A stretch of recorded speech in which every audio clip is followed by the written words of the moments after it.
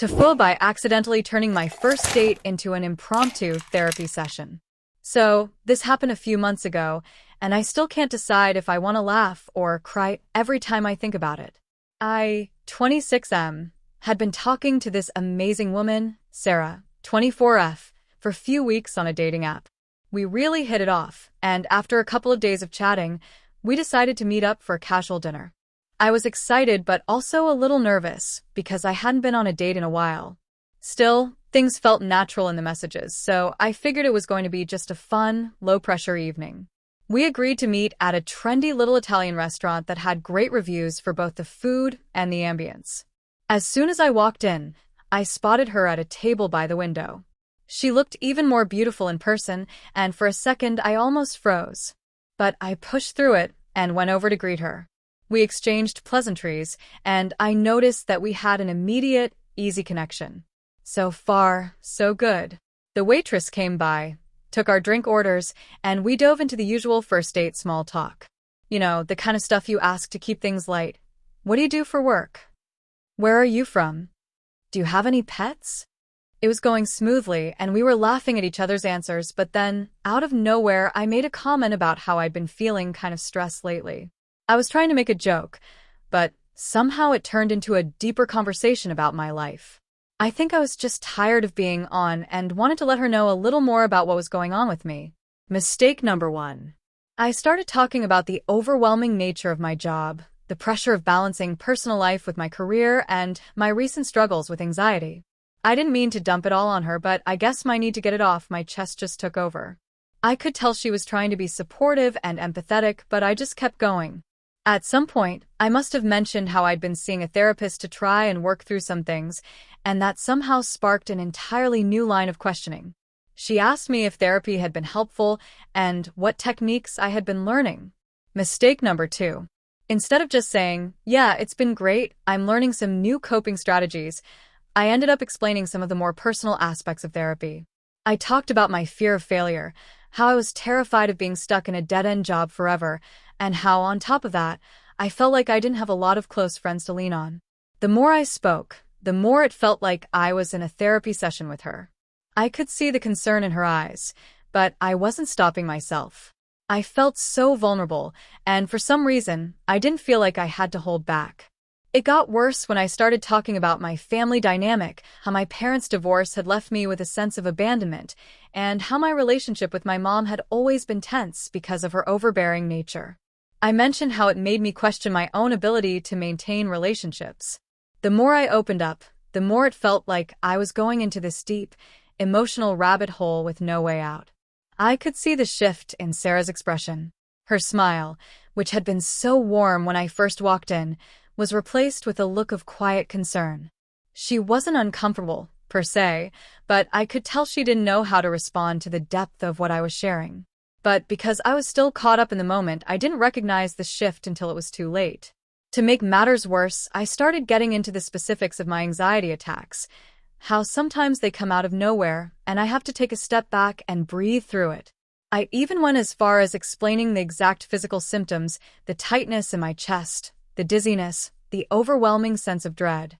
At this point, I was rambling, and I could see Sarah's eyes darting around the room, clearly unsure of how to handle all of this. Mistake number 3. I wasn't giving her a chance to speak. I was so caught up in my own emotions that I wasn't reading the situation properly. I didn't realize that what started as a simple dinner date had turned into a one-sided therapy session. I could feel myself spiraling, but I couldn't stop. It was like I was unloading years of bottled-up feelings that I'd been carrying alone. I'd gone from talking about my job to sharing intimate details about my mental health, and it was getting to a point where I was starting to feel like I was losing control of the conversation. Eventually, Sarah interrupted me, and I could tell she was trying to be gentle with her words. She said something like, "Hey, I really appreciate you opening up to me, but this is a lot for a first date, don't you think?" I don't know what I was expecting, maybe some kind of reassurance, but hearing that just made me feel so embarrassed. My face turned bright red, and I immediately apologized, trying to downplay the whole thing. "I'm so sorry," I said. "I didn't mean to overwhelm you. I guess I just needed to talk." She smiled softly, clearly trying to ease the tension, but there was this awkward silence hanging between us. I didn't know how to recover. The waitress returned with our food, and I tried to change the subject by asking her what her favorite dishes were at the restaurant, but the mood had already shifted. The rest of the meal was a bit strained. We didn't really make eye contact much, and when we did, it was more out of politeness than genuine connection. When the check came, I offered to pay, and Sarah graciously let me. She said she had a nice time, but her body language was so closed off at this point that I didn't feel like it was genuine. I walked her to her car, and we exchanged a quick hug, but I could feel the weight of the conversation still hanging in the air. That was the last time we spoke. I realized afterward that I had completely ruined the date by making it way too heavy, way too soon. I had taken something that was supposed to be fun and lighthearted and turned it into a therapy session. I wasn't sure if it was my anxiety talking or just my general fear of not being understood, but I completely misread the situation. I guess I just wanted someone to listen, but in the process, I turned what could have been a connection into a deeply uncomfortable experience for both of us. In the end, I learned a valuable lesson. First dates are not the time to unload all your emotional baggage. It's important to find balance and be mindful of the other person's comfort level. You have to leave room for both people to share and listen, not just one person pouring their heart out while the other person sits there wondering how they're going to escape. To Sarah, if you're reading this, I'm so sorry. I really hope you're doing well. If you enjoyed the video, don't forget to leave a like and subscribe to the channel. It helps the content grow and motivates me to create even more great videos. Turn on notifications so you don't miss any new uploads. By the way, I'm curious. When do you usually watch my videos? While working, studying, or just relaxing at home? Let me know in the comments. I'd love to hear from you. Thank you for your support. TIFU by accidentally setting my house on fire while trying to impress my new neighbors with a barbecue. So, this happened last weekend, and I'm still not sure how to recover from it. It all started when I decided it was time to be that cool neighbor. You know, the one who invites everyone over, has a big barbecue, and makes sure everyone has a good time. After all, we had just moved into this neighborhood about 2 months ago, and I figured I needed to make a good first impression. I'd already seen some of my neighbors around, and everyone seemed friendly enough. I just wanted to be a part of the social scene, maybe make a few new friends, and show them I could throw a solid barbecue. I don't really have a lot of experience with grilling, but how hard could it be, right?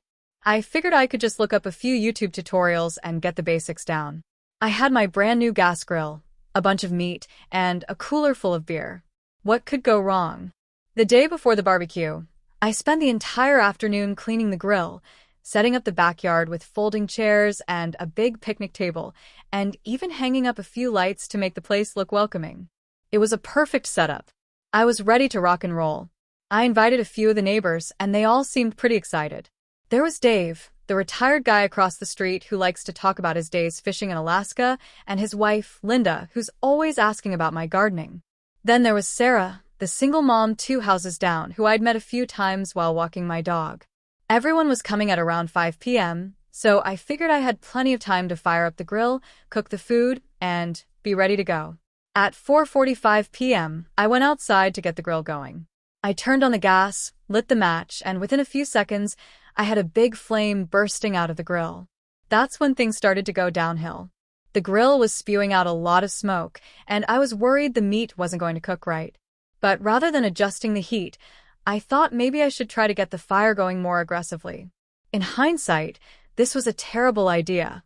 I didn't realize that in my enthusiasm, I had left the propane tank valve on too high. The gas was pouring out of the tank faster than the burners could handle, and soon enough, the fire was much larger than I'd anticipated. I was still trying to turn the dials to control the heat when the flames started to engulf the side of the grill. At this point, I should have just turned off the gas and backed away.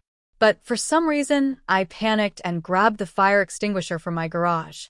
Now, here's the part where I went from trying to cook dinner to setting my house on fire.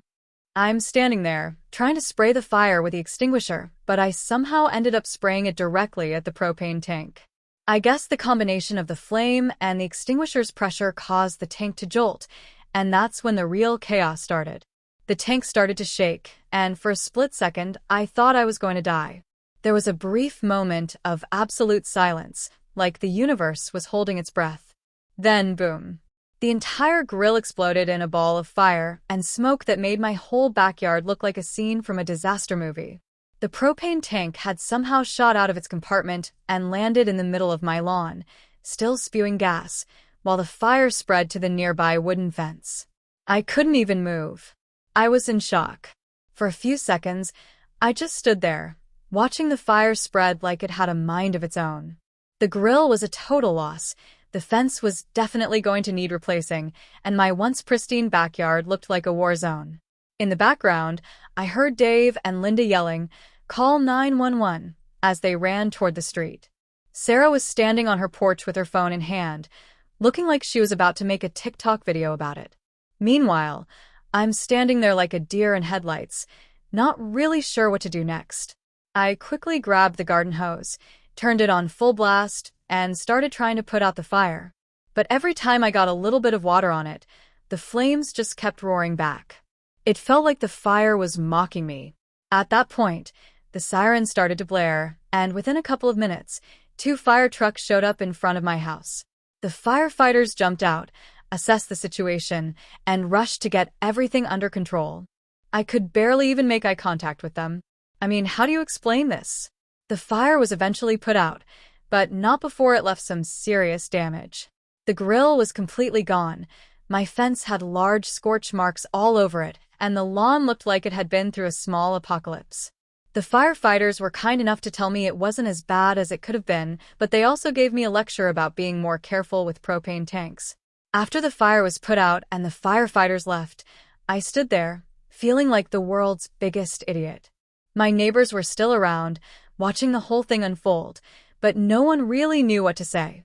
Sarah was kind enough to ask if I was okay, but I could tell she was holding back laughter. Dave and Linda were both in shock, and I could tell that no one was really interested in the barbecue anymore. I tried to salvage the night by offering the leftover beer and apologizing for the disaster. Some of the neighbors stayed for a while, but the mood was definitely not the fun neighborhood barbecue I had envisioned. The whole event was a bust, and honestly, I'm not sure if anyone is ever going to look at me the same way again. So, here I am, left with a scorched lawn, a destroyed grill, and a damaged fence.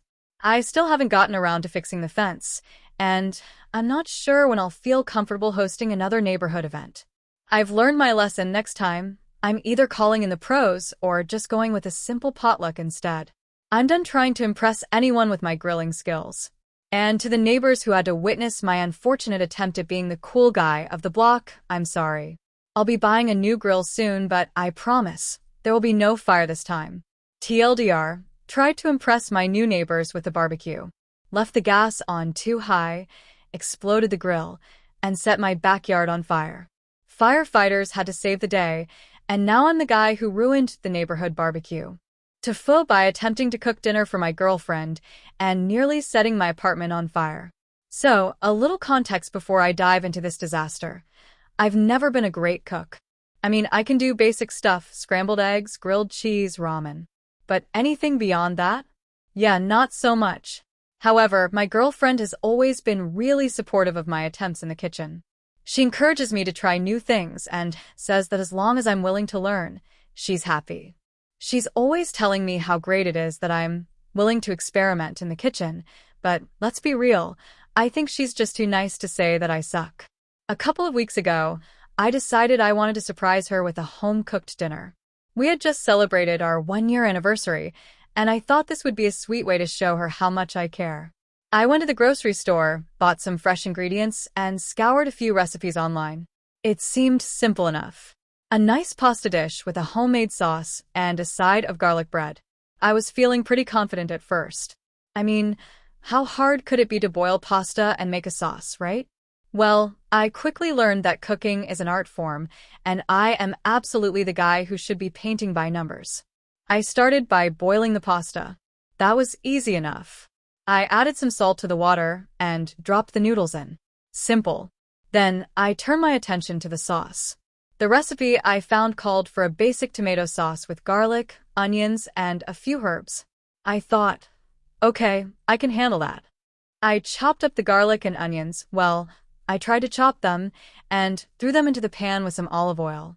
Here's where things started to go off the rails. The recipe said to sauté the garlic and onions until they were golden brown. No big deal, right? I've watched enough cooking shows to know that you keep an eye on them so they don't burn. Well, apparently my definition of keeping an eye on them is much looser than I thought. I got distracted by a text message from a friend asking if I wanted to grab a beer later that night. So I started texting back, and within minutes, I smelled something burning. I turned around, and sure enough, the garlic and onions had gone from golden brown to charred black. I panicked and quickly dumped the mess into the sink, trying to salvage what I could, but it was too late. I had already set the smell of burnt garlic and onions into the air, which, pro tip, lingers for hours. At this point, I should have just called it a day and gone out for dinner. But I was stubborn. I thought, okay, I can still fix this. I'll just start over. So, I chopped up more garlic and onions and tried again. This time, I stood over the stove like a hawk, watching them closely as they sautéed. I was feeling good, thinking I was finally getting the hang of it, when disaster struck again. The olive oil. Apparently, I hadn't quite figured out the balance of heat and oil because it started to sizzle way too much. I panicked, grabbed the nearest utensil, a spatula, and tried to move the garlic and onions around in the pan. The oil splashed up and hit the burner, causing a tiny flame to jump up. I froze for a second, watching it. Then I thought, okay, no big deal. I can handle this. Spoiler, I couldn't. I grabbed the nearest towel, big mistake, and tried to smother the flame. The towel caught on fire. In my panic, I tossed the burning towel onto the kitchen counter, where, for some reason, I had placed a roll of paper towels. You can see where this is going. The paper towels immediately caught fire, and in what felt like an eternity, but was probably only a few seconds, I watched as my kitchen counter erupted in flames. I screamed. My brain went into full panic mode. I turned on the kitchen sink and started spraying the fire with water, which, again, pro tip, does not help with grease fires. The fire didn't go out. It just kept getting worse. At this point, I had two options. 1, run out of the apartment and call the fire department, or 2, try to put the fire out with anything I had on hand. I panicked and decided to go with option 2, grabbing a jar of salt from the spice rack. I dumped the entire jar onto the flames, hoping it would help. I had no idea what I was doing, but to my surprise, the fire began to subside. By some miracle, I managed to put the fire out before it spread too far. My kitchen was a mess. The smell of burnt garlic and salt lingered, and my countertop looked like a war zone. But the fire was out. I collapsed on the floor, sweating, shaking, and feeling like I had just survived a disaster movie. Of course, my girlfriend came home right after the whole ordeal. She walked into the apartment, sniffed the air, and looked at me sitting on the floor, wide-eyed and panicked, surrounded by burned food, singed towels, and a scorched countertop. "What happened?" she asked, laughing nervously. "It smells like something burned." I let out a nervous chuckle, trying to play it off like it wasn't a big deal. Just a little mishap in the kitchen. Nothing serious." She raised an eyebrow, but, thankfully, she didn't press the issue. I quickly explained that I had tried to cook for us, and things got out of hand. She laughed, and to my surprise, she wasn't mad. She said it was sweet that I'd tried, but that maybe we should stick to takeout for a while. So, we ordered pizza and spent the night laughing about my cooking disaster. But I'll never forget the moment I saw flames rising from my kitchen counter, and I'm pretty sure I'll never try to cook a fancy dinner again. Well, at least not without a fire extinguisher on hand. TLDR, tried to cook a romantic dinner for my girlfriend, ended up setting my kitchen on fire and almost burned the apartment down. TIFU by trying to impress my date with a romantic surprise that turned into an absolute disaster. So I, 28M, had been seeing this girl, Sarah, 26F, for a few weeks, and things were going really well. We had a lot in common, both into the same music, movies, and weirdly enough, we both loved cooking. On our third date, I decided to do something a little special to set myself apart from all the other guys she's probably been out with. I wanted to show her that I was creative and thoughtful. I had an idea. I would surprise her with a romantic dinner at my place. Now, I've never really done the whole romantic dinner at home thing before. Sure, I've cooked for myself, but it's usually something quick and simple like pasta or eggs. Nothing too fancy. But for Sarah, I was determined to go all out. I spent the whole week planning. I did some research on Pinterest because where else do you go for that kind of thing? And came up with a multi-course dinner that would definitely blow her away. I started with a starter of bruschetta, followed by a homemade mushroom risotto, and then for the main, a seared steak with roasted vegetables. Finally, for dessert, I planned a classic chocolate soufflé. It was supposed to be perfect, and I was going to make everything from scratch. I also wanted to impress her with the presentation, candles, soft music, the works. I was pulling out all the stops. The day of the date came, and I was a wreck. I spent all afternoon shopping for the freshest ingredients, trying to be as organized as possible. I wanted everything to be flawless, but as the clock ticked closer to the evening, things started to unravel. First, I accidentally overcooked the steak. I was so focused on making everything look good that I completely lost track of time. The steak went from medium rare to well done in the blink of an eye. I tried to salvage it by slathering on some sauce, but deep down, I knew I had failed. Next, I realized I had misjudged the timing of the risotto. It was supposed to be creamy, but I overcooked it, and it became this clumpy, dry mess. I tried to cover it up with more Parmesan cheese, but the texture was way off. It didn't help that I was now in a full-on panic mode. I could hear Sarah's car pulling into the driveway, and I hadn't even finished setting the table. I quickly set up candles, dimmed the lights, and grabbed some wine. Anything to hide the fact that I was having a mini meltdown in the kitchen. She knocked at the door, and I tried to play it cool. When I opened it, I tried to greet her with a warm smile and pretend everything was fine. Of course, I couldn't hide the fact that I was covered in flour and looked like a stressed-out disaster. "Hey, Sarah. Welcome. Make yourself comfortable. Dinner will be ready in just a minute," I said way too enthusiastically. She smiled, clearly impressed by the setup, and sat down at the table. I felt a brief moment of relief. Maybe it wouldn't be as bad as I thought.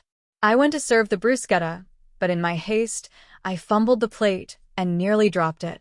I managed to save it, but the bruschetta was definitely not the crispy, golden perfection I had hoped for. It was soggy from the tomatoes, and I could see Sarah trying to act polite as she took a bite. Her face froze for a second, and then she smiled, but I could tell she was being gracious. "It's really good," she said, though her voice was a little strained. I smiled back, but inside I was cringing. Next up was the risotto. I brought it to the table with a flourish, hoping the fancy plating would distract her from the texture. I watched her carefully as she took a bite. There was a long pause before she looked up at me. "Wow, this is really creamy," she said, but the way she said it made it clear she was being kind. "Yeah, it's supposed to be super creamy," I replied, my voice cracking a little. "I worked hard on it. I really wanted it to be perfect for you." She nodded, still smiling, but there was something in her eyes that told me she wasn't totally sold on the risotto. Still, I pressed on. Then came the steak. Oh boy, the moment of truth. I had a sick feeling in my stomach as I brought it to the table. I was hoping she wouldn't notice how badly overcooked it was. I had tried to compensate by making a rich, buttery sauce to go with it, but nothing could mask the fact that the steak was a dried-out hunk of meat. I set the plate down in front of her, and her smile faltered just a little. She picked up her fork and took a bite. I could see her chewing slowly, her face trying to remain neutral. Then she looked up at me, clearly trying to be polite. "It's good," she said. "The sauce is great." I tried to laugh it off, but it sounded forced. "Yeah, I think the sauce is the only thing holding this together," I said, a nervous laugh escaping my lips. Finally, it was time for dessert, the soufflé. I had spent hours preparing the chocolate soufflé, hoping to redeem myself. I had researched it thoroughly, made sure the oven was at the perfect temperature, and was determined to get it right. I brought the soufflés to the table, and Sarah's eyes lit up at the sight. I thought I was about to pull off a miracle. But when she dug in, she immediately paused. She looked at me, then back at the soufflé, then back at me again.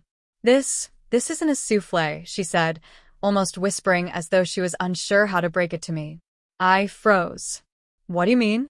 I asked, my stomach dropping. "It's more like a molten cake," she said, poking it with her spoon. "It's just not rising." I felt my face flush with embarrassment. I'd read the recipe over and over, but somehow I had missed something important. I'd forgotten to properly whip the egg whites, and the soufflé had completely collapsed into a puddle of chocolate goo. I wanted to crawl under the table and disappear. After what felt like an eternity of awkward silence, Sarah reached over and touched my hand. "Hey," she said gently, "I'm sure you put a lot of effort into this. It's really sweet of you to do all this for me." I forced a smile, but I was absolutely mortified.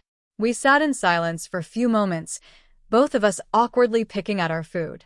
Eventually, we made the best of it and started talking about something else, work, movies, and other random topics, but the dinner was clearly a flop.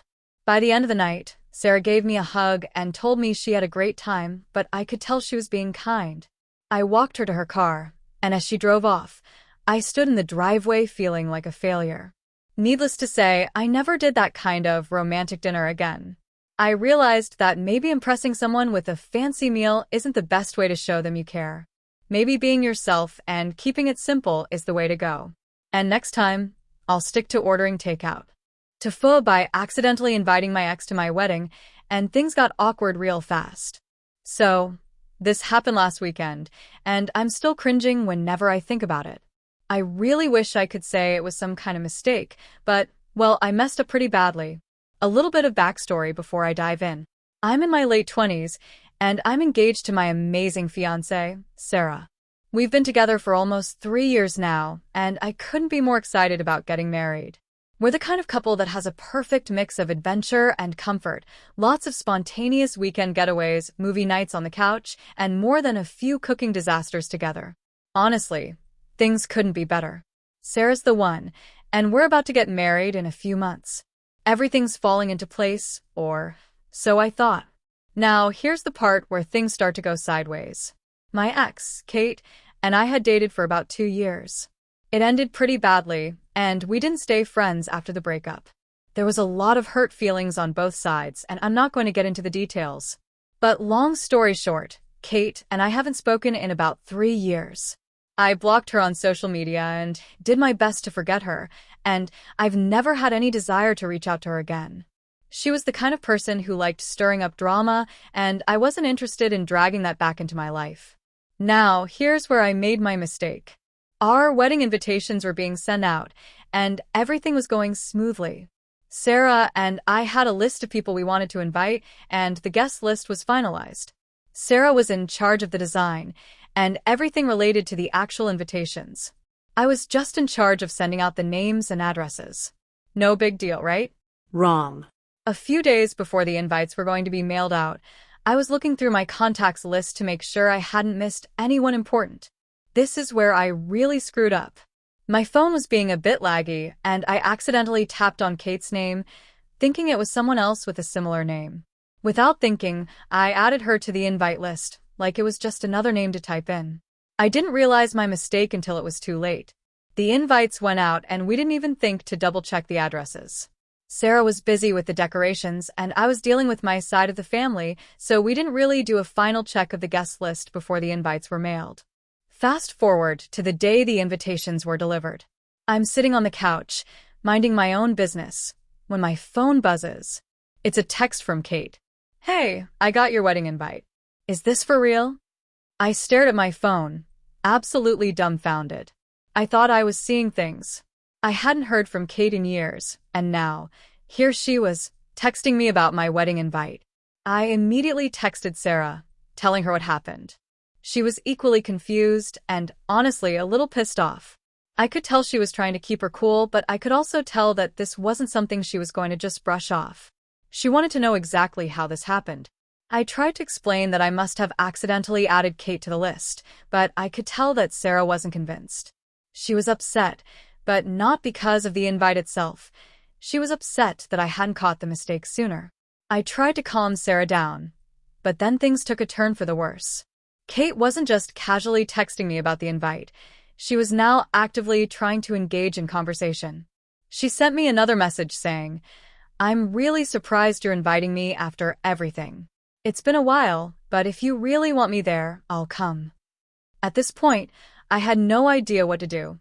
I didn't want to be rude, but I definitely didn't want Kate at our wedding. I could already picture the awkwardness and drama that would unfold if she showed up. So I did what I thought was the most logical thing. I texted Kate back, saying, "Look, I think there's been a mistake. You shouldn't have received an invitation. I accidentally added you to the list. It's nothing personal, but we've moved on, and I think it's best if we don't reconnect right now." That should have been the end of it, right? Not even close. Kate responded almost immediately, saying, "Oh, I see. So you don't even want me to come? After everything we went through?" And then proceeded to send me a string of messages about how hurt she was, how I was being immature, and how it wasn't fair for me to cut her out of my life like this. The messages got more and more passive-aggressive, and soon, she started sending me long paragraphs about our relationship, including things I thought I had buried deep in my past. I couldn't believe it. She was dragging me back into the drama I had worked so hard to avoid. I was trying to keep things civil, but the longer the conversation went on, the more I realized that Kate wasn't going to just accept being excluded from the wedding. She had already started telling other people I didn't even know she was still in contact with, that she had been disinvited. And of course, those people started texting me, asking why Kate wasn't invited, and if we could just move past the past and let her come to the wedding. At this point, Sarah was livid. She told me I needed to fix this immediately because she didn't want Kate anywhere near our wedding, and honestly, I agreed with her. I didn't want to make a huge scene or escalate things any further, but I didn't see how I could fix this without it turning into an absolute mess. I ended up calling Kate directly to try and sort things out. She was very insistent that she be allowed to attend, and at this point, I was so stressed out that I just wanted to end the conversation. I told her that it wasn't going to happen, and we wouldn't be inviting her. In the end, I had to tell a few mutual friends that Kate wasn't invited and ask them to please stop talking about her. It was awkward, and it made the whole thing feel even worse. Kate ended up not coming to the wedding, and I still haven't heard from her since. But the whole situation was incredibly draining. It wasn't just the stress of dealing with Kate, it was the tension it caused between Sarah and me, the awkward conversations with mutual friends, and the way I felt like I had to keep apologizing for my mistake.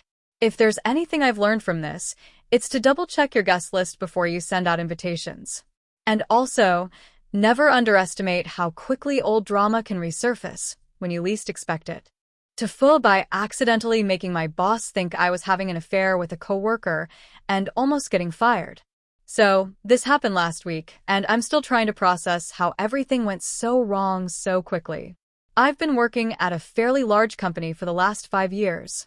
I'm in my late 20s, and I've always kept to myself.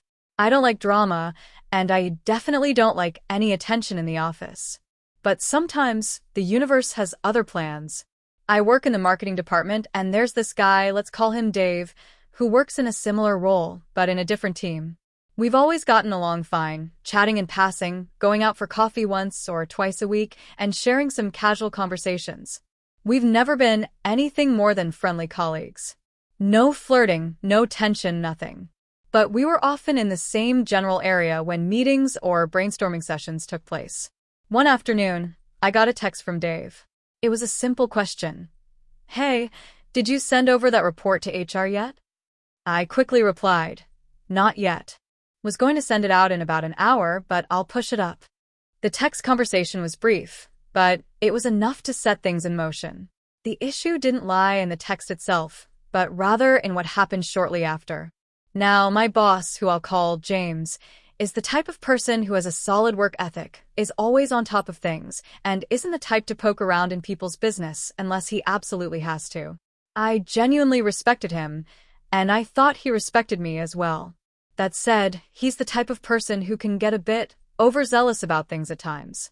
If something seems off, he tends to investigate a little too much. So, when he suddenly appeared by my desk the next morning, I was a little surprised. He asked me if I had a moment to chat, and I said, "Of course." I honestly thought it was just going to be some small talk or a routine check-in on a project I was working on. But the look on his face was anything but casual. His eyes were narrowed, and he seemed almost concerned. "Is everything okay between you and Dave?" he asked, his voice a little more serious than usual.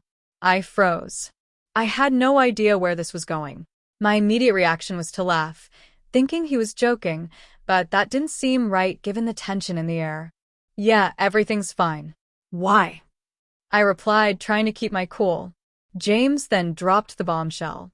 Apparently, he had access to the company phone system, and he had seen a series of text messages between me and Dave. It was nothing inappropriate, just work-related stuff. But what had triggered him was one particular message that, out of context, could have been misinterpreted. One of the texts I had sent to Dave said, "I'll be there soon. Can't wait to see you." Now, in context, I was referring to a lunch meeting we had planned, but James, being the paranoid overthinker that he is, immediately jumped to conclusions. I can't even blame him. If I were him and I saw that text without the proper context, I probably would have assumed something was going on too. Still, I had no idea how to clear up the misunderstanding. "James, it's really not like that," I said nervously.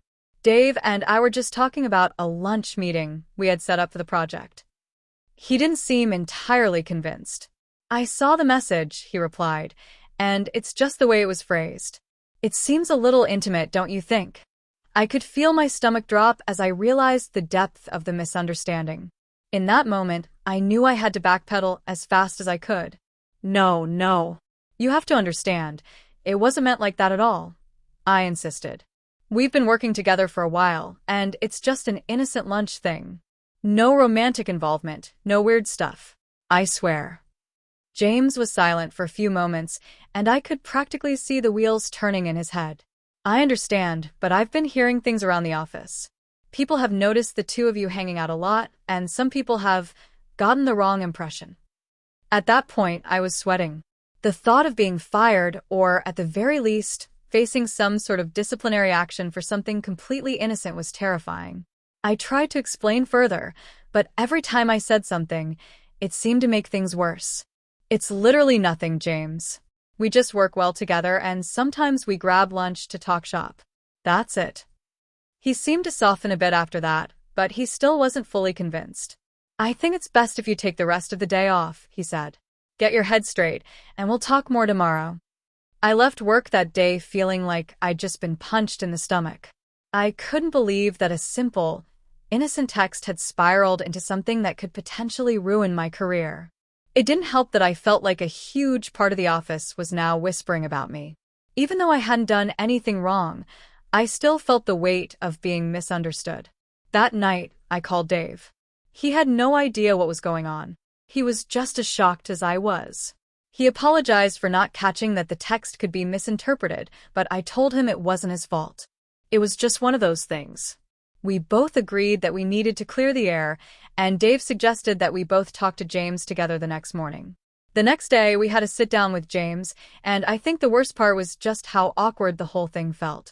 I apologized profusely for the misunderstanding and clarified that there was absolutely nothing going on between Dave and me. Dave backed me up, and eventually, James seemed to relax a little bit. He admitted that he might have overreacted and promised to keep his assumptions in check moving forward. In the end, I didn't get fired and the situation was resolved.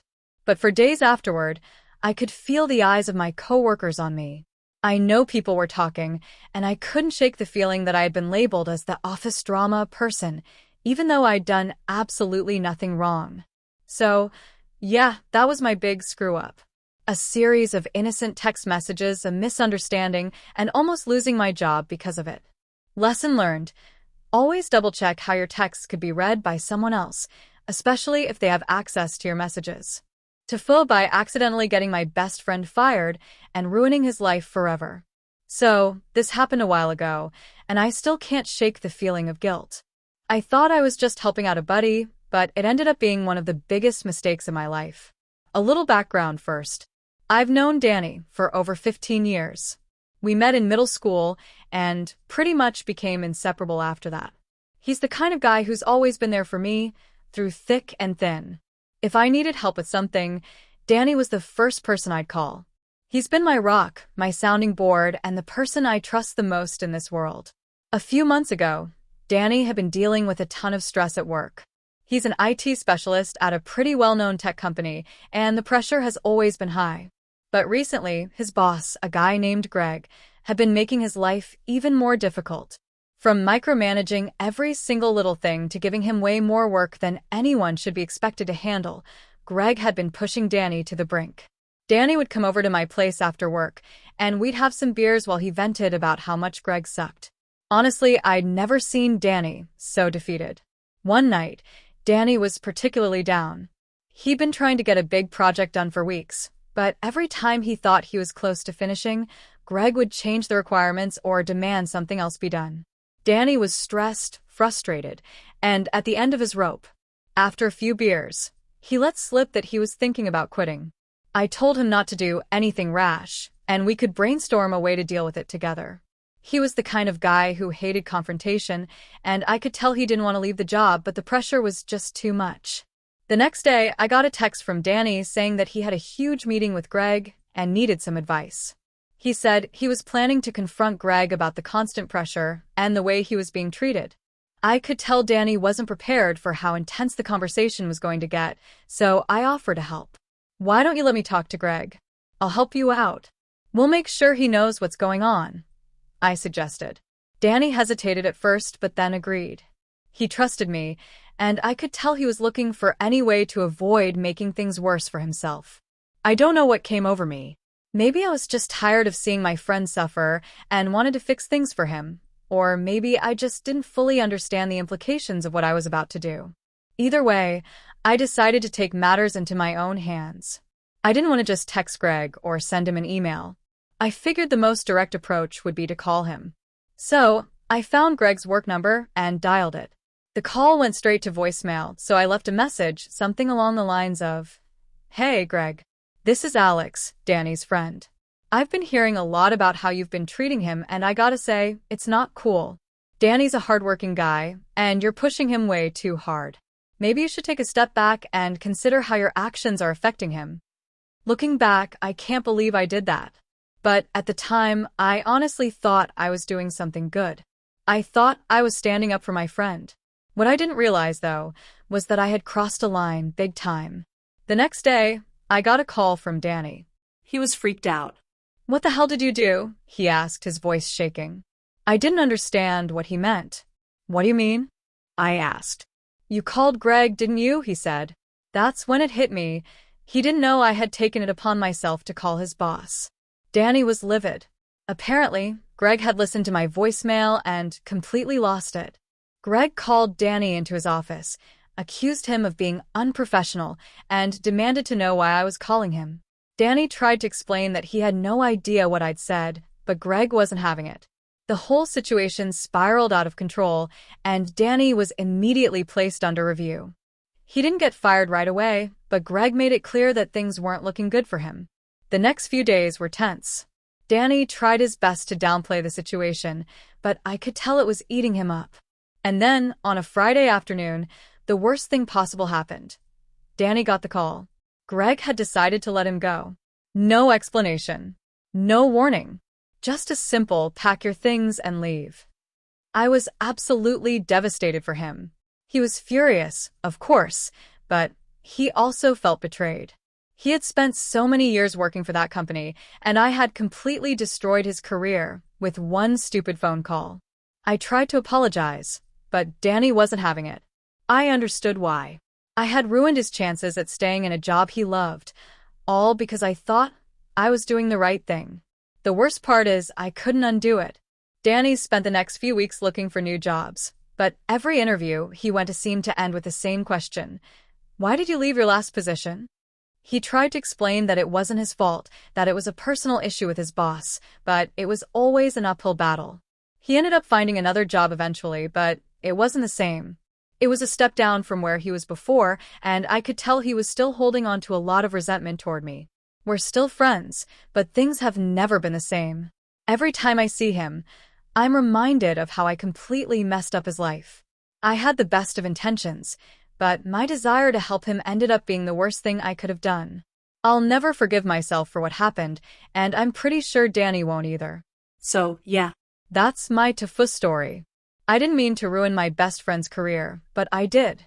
I learned the hard way that sometimes, even when you think you're helping, you can end up making everything worse. If you're ever in a situation like this, please take a step back and think twice before you act. You never know what kind of mess you might end up creating. TIFU by trying to fix my girlfriend's car and accidentally destroying it in the process. So this happened last weekend, and I'm still recovering from the embarrassment and sheer panic I felt in the moment. For some context, I'm pretty handy when it comes to small DIY projects, and I've always been the fixer in my circle. I can fix most things around the house, plumbing, electrical stuff, assembling furniture, that kind of thing, but I don't have a ton of experience with cars. I know enough to change a tire, top off fluids, and change the oil, but I wouldn't consider myself a car expert by any means. That being said, I thought I could help my girlfriend out when she mentioned that her car was making a weird sound. Now, she's had this car for about 2 years, and it's been pretty reliable, nothing fancy, just a decent little sedan. But last week, she started complaining about a strange noise whenever she'd start the engine. She said it sounded like a rattling noise coming from the engine bay, and it would go away after a minute or two. Naturally, she thought it might be an issue with the exhaust or something simple that could be fixed. After a few days of listening to her complain about it, I figured, hey, I can totally handle this. I've got tools, I've got the internet, I've got the confidence of a man who once fixed a blender. What could go wrong? I told her I would take a look at it on Saturday afternoon. She was a bit skeptical, but agreed since she didn't have the time to take it to a mechanic herself. Now, I should have just let her take it in for an inspection, but I convinced myself I could handle whatever the issue was. I'd watch a couple of YouTube videos and dive right in. How hard could it be? So, I get to her place and we move her car into the driveway.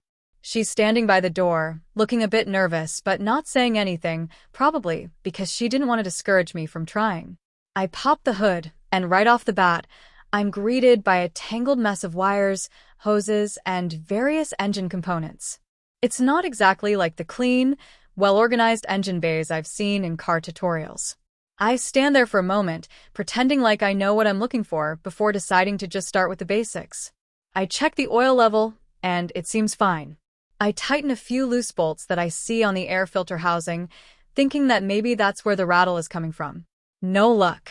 Next, I figure I'll check the exhaust system. After all, the sound seems like it could be related to something there. I don't know much about exhausts, but how hard could it be? I get under the car and start poking around, tapping on the pipes, trying to find something that's loose or rattling. I can't find anything, but I'm feeling good about this because I'm at least doing something, right? Wrong. After about half an hour of aimlessly poking around and Googling how to diagnose engine rattles, I start to feel a little frustrated. Then it hits me, I should check the engine mounts. I vaguely remember hearing that a loose engine mount can cause rattling noises. I think I'm onto something now, so I grab a wrench and begin to tighten bolts around the engine mounts. I'm not sure if this is even the right way to approach it, but it feels right. The noise didn't go away, but at least I'm getting something done, I tell myself. At this point, I realize that I have no idea what the issue is. The noise is still there, and I'm beginning to feel like I'm just making things worse.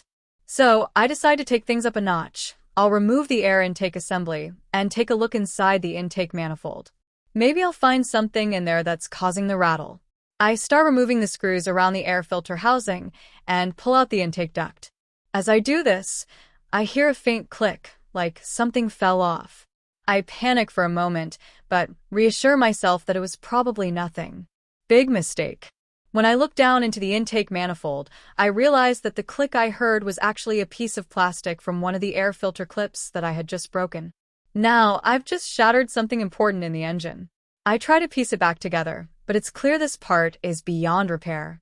I take a step back, heart racing, and realize that I've just broken something major in her car. My stomach drops, and I start to sweat. I try to make sense of what I've done, but my mind is racing too fast to process the situation properly. I look over at my girlfriend, who's still standing by the door. She hasn't said anything yet, but I can see the concern on her face as she watches me standing there, holding this broken plastic part. I quickly scramble to try to put everything back together the best I can, but it's useless. The damage has been done. In my effort to fix the car, I've made it worse. I give up, knowing there's no way to fix this now. I tell her, I think I might have broken something. She just looks at me with a mix of disbelief and resignation. She sighs and says, "What exactly did you break?" I hand her the broken plastic piece, and she takes it in her hand, inspecting it for a moment before looking back at me with wide eyes. This is the air intake housing. This is a really important part of the car. She looks at me, half laughing, half exasperated, and says, "I can't believe you broke it. How did you even?" I don't have a good answer. I just tell her that I'll take care of it, and we can get it fixed. But inside, I'm absolutely mortified. I've never felt so embarrassed in my life. I went from thinking I could save the day to completely ruining the situation. She ended up calling a mechanic to come over and take a look at it, and after they confirmed that the part would need to be replaced, I had to foot the bill for the repair. To make matters worse, she's been giving me a hard time about it ever since. Every time something goes wrong now, she'll just look at me and say, "Did you break it like you did my car?" I honestly don't blame her. It's been a humbling experience, and now I'm probably not allowed to touch her car ever again. I'm just thankful she's not angry at me, but I've definitely learned my lesson. If it's not broken beyond repair, don't fix it unless you really know what you're doing. I'm going to stick to fixing furniture from now on. At least I haven't broken any chairs yet. Hey, friends, if you enjoy this content, don't forget to like the video and share your thoughts in the comments. We really want to know what you like and what can be improved. What do you think of the video? Are there any topics you'd like to see in future videos? Your feedback really helps us get better. Thanks for being with us. TIFU by accidentally sending a message to my boss that was meant for my best friend. So, this happened last week, and honestly, I'm still cringing about it. I've been working as a marketing coordinator for a fairly large company for a few years now, and overall, I've been pretty good at keeping my professional and personal life separate. But as you can probably guess, that balance got completely thrown off one evening when I made a huge mistake. To give you some context, my boss, let's call him Bob, is the kind of guy who tries to be everyone's friend, but somehow manages to come off as a little awkward while doing so. He's constantly trying to relate to us on a personal level, always asking us about our weekends, sharing odd personal anecdotes, and always reminding us to let him know if we need anything. It's not that he's a bad person, but sometimes it feels like he's trying a bit too hard. Meanwhile, I've been getting along with my colleagues just fine, but I definitely keep a barrier up when it comes to being close friends with anyone at work. Enter my best friend, Sarah. Sarah and I have known each other since high school, and we talk every day. She's the kind of person who always knows exactly what to say when things are tough, and we constantly joke around and have a good time together. She knows everything about my life, and I tell her everything. Well, except for one little detail, my boss's latest bizarre attempt at trying to connect with us on a personal level. The whole thing started when Bob asked us, in a completely nonchalant way, if we'd like to go bowling with him and a few other team members on a Friday evening. It wasn't mandatory, and no one was really excited about it. I mean, don't get me wrong, I like bowling, but I didn't want to spend my precious Friday night with Bob trying to talk about his extreme mountain biking adventures while I'm just trying to enjoy a couple of beers and relax. So, after getting the invitation, I did what anyone would do. I texted Sarah and vented about the situation. It was meant to be a light-hearted, venting session with my friend, and I might have gone a little overboard with how I described the whole thing. Here's what I sent her. Ugh, Bob wants us to go bowling with him on Friday. I swear, I can already hear him talking about his latest mountain biking trip and how he conquered the toughest trail in the state. I don't think I can sit through that for 2 hours. I really don't want to go, but he's one of those guys who makes you feel guilty if you say no. What should I do? Should I just pretend I'm sick? I meant every word of it. I know, it sounds a bit harsh, but I was just venting. I was frustrated. Bob had this way of turning every work event into some weird bonding activity that felt a little forced and uncomfortable. But hey, that's the price you pay for a job, right? Now, this is where things went terribly wrong. I had gotten into a bad habit of having conversations with Sarah during work hours, and I'd usually text her throughout the day while also keeping my work conversations going. In this instance, I was texting Sarah on my phone and quickly switched to an email draft on my laptop to respond to something for work. I didn't realize it at the time, but I'd accidentally opened up my email to Bob and clicked reply to an old thread instead of the new one. I didn't notice the mix-up at all.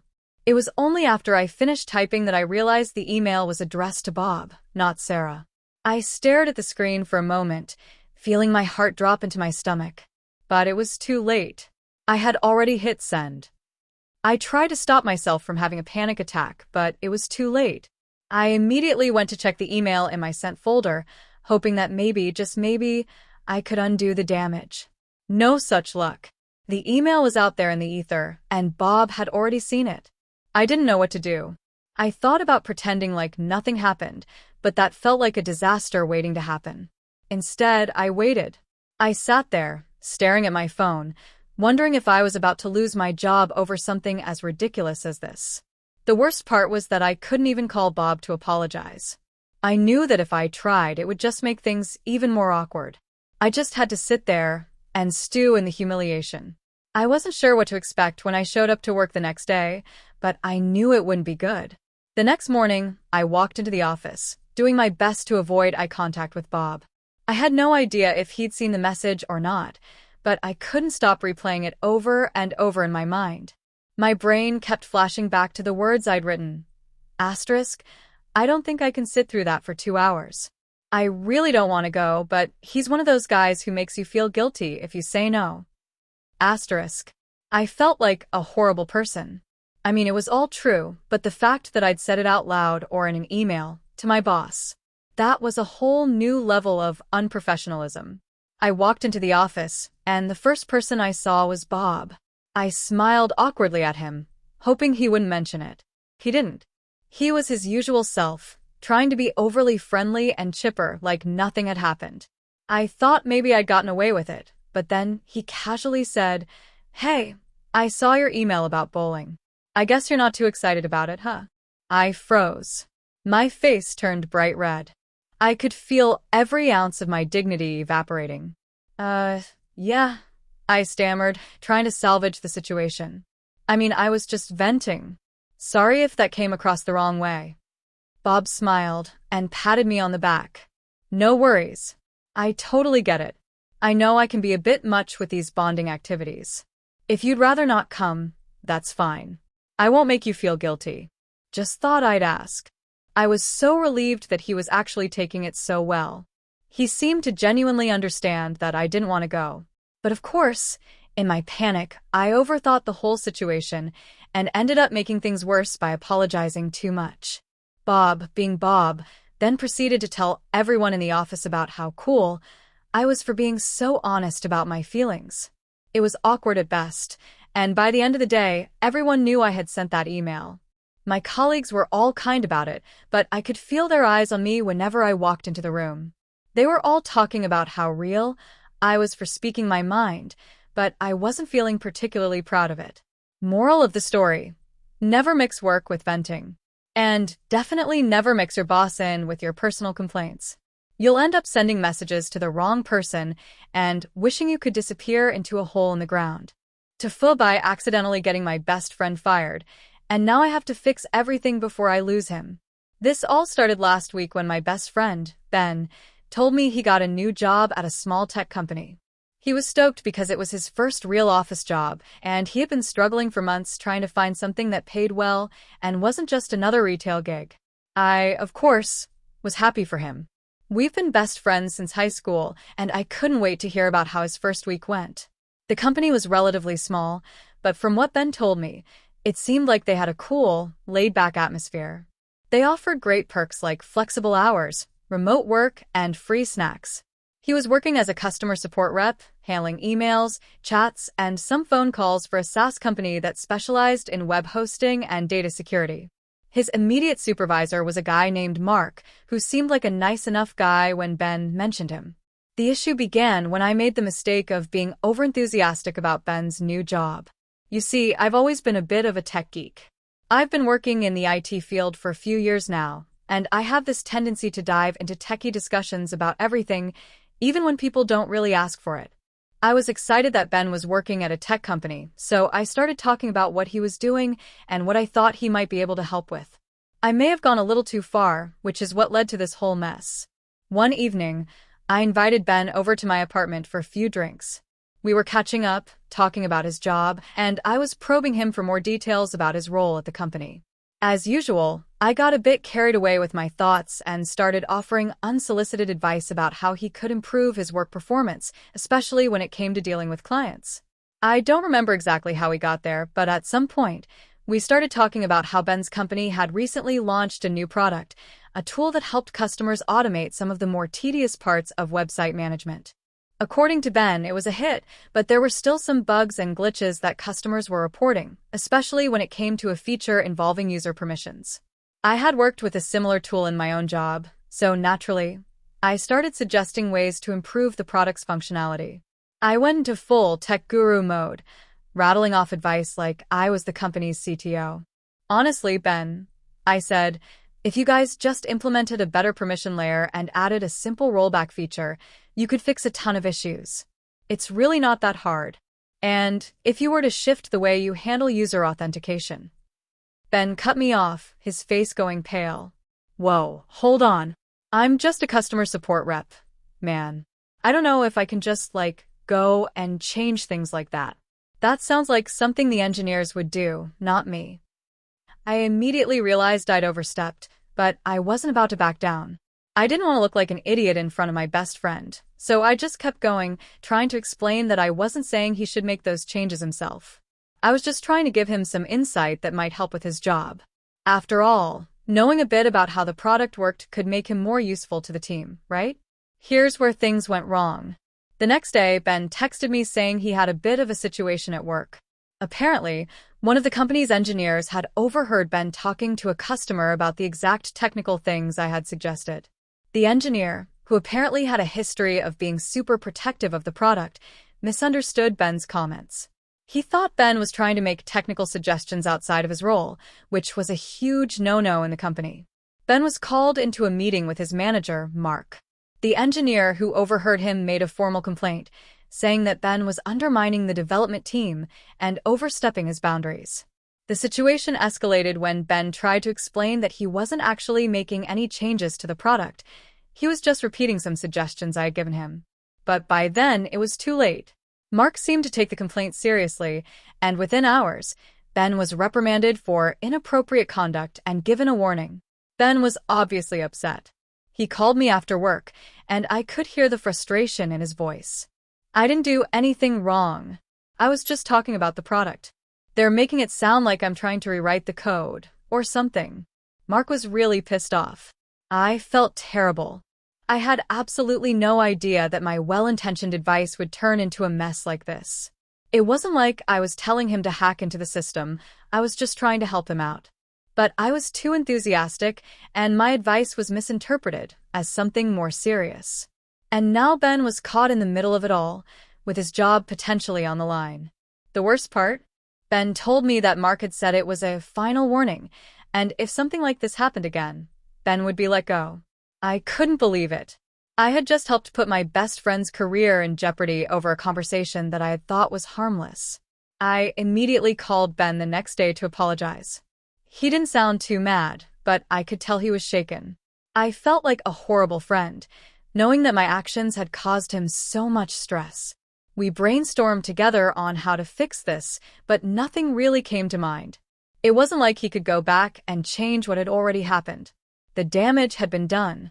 So, I did what any responsible friend would do. I decided to take action. I called up Mark directly, hoping to clear things up. I explained that I was the one who had given Ben the suggestions, and that Ben wasn't in any way overstepping his role. I offered to speak with the engineer who had overheard the conversation, and I even tried to talk to HR, hoping to smooth things over. But the more I pushed, the more I realized that the situation was way more complicated than I'd anticipated. Ben was right. The company culture seemed to be much more rigid than I thought. They didn't take kindly to employees, especially those in customer support, offering unsolicited advice, even if it was done in good faith. In hindsight, I should have just kept my mouth shut and let Ben settle into his role without trying to help him in ways I had no business doing. By the end of the week, Ben had been placed on probation, but thankfully, he wasn't fired. Still, the incident had left a huge scar on his reputation at the company, and he was on thin ice. I promised him that I'd help fix this, even though I knew the best I could do was give him emotional support and let him handle things from there. I feel so guilty. Not only have I jeopardized my best friend's new job, but I also learned the hard way that even good intentions can have serious consequences. I've been trying to do everything I can to make up for it, but there's only so much I can do. The only thing I know for sure is that I'll never, ever offer unsolicited advice about someone's job again, no matter how much I think I know about it. So yeah, I guess the lesson here is, don't ever get too cocky about what you know. And most importantly, don't ever think you can help someone by offering technical advice when they haven't asked for it. TIFU by accidentally sending a risque photo to my mom instead of my girlfriend. So this happened a few weeks ago, and I've been sitting on it for a while trying to find the courage to share. I'm hoping that by putting it out there, someone else can relate to my complete and utter embarrassment, because honestly, I don't think I'll ever live this one down. It all started on a typical Saturday afternoon. I'd been texting my girlfriend all morning, sending each other sweet, flirty messages as usual. We've been dating for about a year, and while we're still learning each other's quirks, our relationship has been great so far. We've always had a pretty open communication style, and we're not shy about sending each other affectionate messages. Sometimes it even gets a little spicy. Yeah, you know the kind of texts I'm talking about. That day, we were talking about how we hadn't seen each other for a couple of days because of work commitments. So naturally, we both started getting a little more detailed in our messages. Without getting too graphic, I'll spare you the details. Let's just say things were getting pretty heated, and I was more than ready to take things up a notch. I decided it was time to send her something special. In my mind, it was going to be the perfect mix of playful and hot, something that would make her smile, and also keep the excitement going until we could see each other later that evening. I took the photo, edited it a little to make sure it looked just right, and then confidently went to send it. But here's where things started to go horribly wrong. In my excitement, I was multitasking, big mistake. I had been texting my mom earlier in the day about some family stuff, and for whatever reason, my mom's contact was still at the top of my messages. I was in the middle of a conversation with her about some upcoming family dinner plans, and in a rush, I just clicked the contact at the top of the list without thinking. I was holding my phone in one hand, hovering over the send button, and without really looking at the contact name, I hit send. It wasn't until I heard the ding of the message being sent that I glanced down and realized my horrible mistake. I froze. My stomach dropped, and my heart skipped a beat. I couldn't believe what I had just done. There, in my mother's inbox, was the picture I had just sent to my girlfriend. It wasn't just any casual picture either. No, this was, well, a picture that one would only send in very specific, intimate circumstances. The kind of photo you send someone you're in a relationship with, someone who understands exactly what it is and why you're sending it. But my mom? Absolutely not. For a moment, I stared at my phone in sheer panic, willing the image to somehow delete itself or for time to rewind. But nothing happened. The message had already been delivered. I immediately opened the conversation with my mom, and there it was, staring back at me on her side of the chat. I panicked even more. My hands were shaking as I tried to come up with some kind of explanation. I couldn't think straight. What was I supposed to say? How was I going to explain this? My mind started racing, and the first thing that came to mind was to text her quickly, trying to cover my tracks before she had a chance to open the message.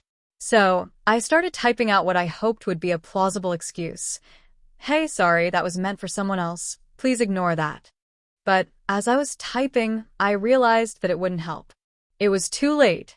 She had already seen the message. I had no doubt about it. Seconds felt like hours. And then my phone buzzed. It was a text from my mom. I slowly opened it, bracing myself for the worst. Her message simply said, "Sweetie, I'm not sure what this is, but if it's meant for me, I'd really appreciate if you'd send me something more appropriate next time." My face turned beet red. I didn't even know how to respond. She didn't yell.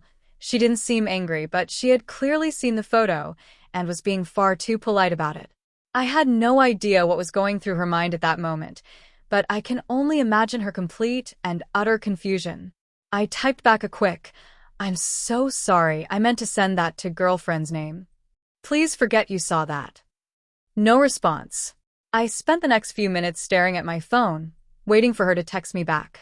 Each second felt like an eternity. But then, she texted again. "Don't worry about it. I'll see you at dinner tomorrow. Love you." I was speechless. That was it? No follow-up questions? No awkward comments? Nothing? At that point, I was starting to think maybe I'd dodged a bullet. But I still wasn't sure how I felt about the fact that she had seen that particular photo. Still, I tried to brush it off and prepare for the next phase of my humiliation, seeing my mom in person the next day at dinner. The next day, I arrived at my mom's house for the family dinner, fully prepared for the awkwardness that was about to unfold. I braced myself for some comment or reference to the incident, but nothing came. Not even a mention of it. We ate, talked, and laughed, just like any normal family dinner. It was like the whole thing had never happened. But the weirdest part was that my mom was acting completely normal. No weird looks, no judgmental glances, just the same old pleasant conversation. It wasn't until the very end of the night when I was helping her clean up that she casually dropped a bombshell. "You know, sweetie," she said, "I hope you know that you can talk to me about these kinds of things. I'm here for you if you ever need advice or anything." My brain exploded. I was just trying to put the plates away, and then bam, out of nowhere, she said that. I tried to keep it cool, but my mind was reeling. Was she giving me some sort of permission to have these types of conversations with her? Or was this just a mom trying to be supportive in the most awkward way possible? I didn't know how to respond to that. I just muttered something like, "Yeah, thanks, Mom," and quickly excused myself. But the damage had already been done. From that moment on, I couldn't look her in the eye without thinking about that photo. And every time she'd send me a text, I'd have a brief moment of panic before realizing it was just a regular message about something totally unrelated. In the end, I learned two valuable lessons. Never send a photo while multitasking, and for the love of God, double-check the recipient before hitting send. As for my mom and I'm still not sure what to make of the situation, but I guess we'll just never speak of it again. TIFU by accidentally starting a fire while trying to impress my date with my cooking skills. So, 26M, recently went on a date with this girl, 24F, I've been talking to for a few weeks. We had been texting back and forth, and everything seemed to be going well. I had a feeling this might be the start of something good, and to make sure the evening went off without a hitch, I wanted to do something special. I decided to cook her dinner at my place, since I figured it would show that I was thoughtful and not just a guy who orders takeout every night. Little did I know, my plan was about to go up in flames, literally. I had a basic idea of what I wanted to cook. Nothing fancy, just a nice homemade pasta dish with some garlic bread and a simple salad.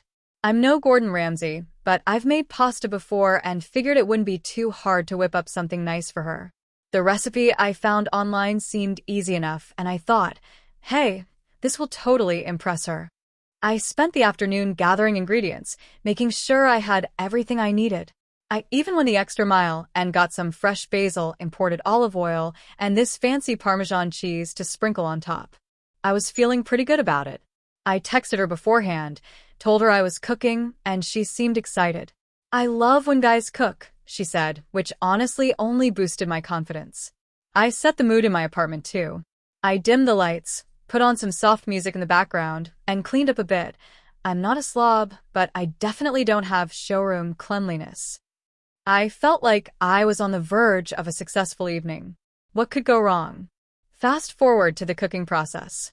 I started by prepping the ingredients, chopping garlic, slicing onions, and getting the pasta water ready to boil. Everything was going smoothly, so I felt like I could probably handle the whole thing. Then I made a rookie mistake. I decided to use this really nice cast iron skillet I had recently bought. I'd heard great things about them, and I thought it would add a little bit of flair to the meal. I figured, if it's good enough for seasoned chefs, it's good enough for me. I placed the skillet on the stove and cranked the heat up to medium-high to sauté the garlic. I didn't realize that cast iron retains heat like crazy, and I didn't pay attention to how quickly it was getting hotter. By the time I added the garlic to the pan, it was way too hot. The garlic immediately started to sizzle and pop. At first, I thought it was just normal, but then I noticed something strange. There was a faint smoke rising from the pan. No big deal, right? I'd seen smoke from cooking before. But this smoke kept getting worse. It started to fill the air, and my kitchen quickly began to resemble a foggy haze. I turned on the overhead fan and opened a window, hoping to clear the air. But then I heard something that made my heart drop, a faint crackling sound coming from the skillet. Before I could even react, the smoke intensified, and flames suddenly leaped out from the skillet. In my panic, I grabbed the nearest thing I could find, a dish towel, and tried to swat at the fire. Big mistake. The towel caught fire almost immediately, and within seconds, I had flames racing up the towel toward my hand. I panicked even more and tossed it across the room. Now I had a flaming towel flying through the air, and my kitchen was on fire. I ran to the sink and turned on the water, desperately trying to douse the flames on the towel. Meanwhile, I was starting to hear knocking at the door. Oh, right, I had invited my date over, and she was supposed to be here in 10 minutes. She must have arrived early. The smoke was thick now, and I could barely see anything. In my half-blind state, I grabbed the fire extinguisher I keep under the sink. Of course, the nozzle was clogged with dust. So, there I was, standing in a smoky, flaming kitchen, frantically trying to figure out how to use a fire extinguisher, with my date probably standing outside wondering what the hell was going on. After what felt like an eternity, I finally got the extinguisher working. I sprayed it on the flames, and to my relief, the fire went out. But the damage was done. My kitchen looked like a war zone. There was a mess of burnt garlic, blackened pots, and a lingering smell of smoke in the air. The towel was now a charred heap of fabric on the floor. I heard the knock at the door again, this time much more insistent. I opened it to find my date standing there, wide-eyed, holding a bottle of wine and looking confused. Hey, everything okay? I thought I smelled smoke, she asked, peeking around me into the disaster area that used to be my kitchen. I could feel my face turn bright red. Yeah, everything's fine. Just, a little cooking mishap, I said, trying to sound casual, though my voice was shaking. I was half tempted to just tell her to leave before this whole thing got worse, but I figured I'd already dug my grave, so I might as well keep going. She raised an eyebrow, noticing the smoke lingering in the apartment and the smell that was definitely not the delicious pasta I promised her. You sure you're okay? She asked, still holding the wine. I'm not sure this is the best time for dinner. In a moment of desperation, I blurted out, I swear it was just a minor thing. Just a little fire, I can, clean it up and we can still eat. I'll make it work. I must have sounded like a complete lunatic. She stared at me for a second, then burst out laughing. It wasn't a mean laugh. In fact, it was kind of a relief because it broke the tension. You're definitely not what I was expecting when you said you were cooking dinner, she said, her eyes twinkling. I felt like I was going to pass out from embarrassment, but I forced a smile. Well, I guess I'll have to make it up to you. How about we just go out for dinner instead? I promise I'll keep the fire hazards to a minimum. We ended up going to a nearby restaurant, and the night turned out to be fine, even though it wasn't exactly the romantic dinner I'd envisioned. She was really cool about the whole thing, and we spent the evening laughing about my disastrous attempt at cooking. We even joked about how she could be the one to cook next time, although I'm pretty sure I won't be making that offer again for a while. As for my kitchen, well, after a few hours of cleaning, scrubbing, and ventilating, it was almost back to normal, except for the lingering smell of burnt garlic that took days to completely fade. TLDR, tried to cook a fancy dinner to impress a date. Ended up setting the kitchen on fire. Date found it hilarious, and we went out instead. Still embarrassed. To full by accidentally destroying my best friend's car while trying to help him fix it.